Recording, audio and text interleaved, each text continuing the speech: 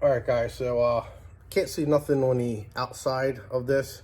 So I'm gonna show you a little trick on how to get this seal off without really destroying it.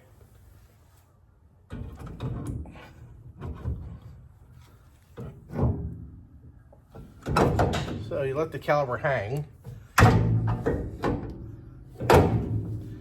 Yep, just stretch that hose out more because it needs to be stretched. That's the first thing you gotta do. Get the nut. Put the nut on. This will take the bearing and the seal out at the same time.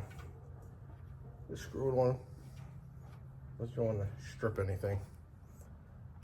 So. Then, once you get it on, you want to pull it off, cock it, like push the bottom, pull the top, slide it off.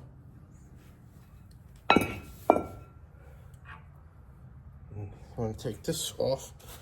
And what the hell did I got rid of my snot rag. Oh, great. So, yep, that's how we used to take the seals and stuff off. A lot easier than trying to get a screwdriver and stuff.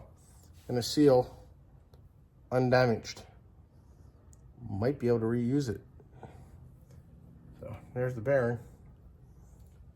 But, if you can see, the seal goes this way and it seals right over top of that big piece. Mine was stopping right in front of it. So, yeah, great stuff. So let's see if I can get a part number off this.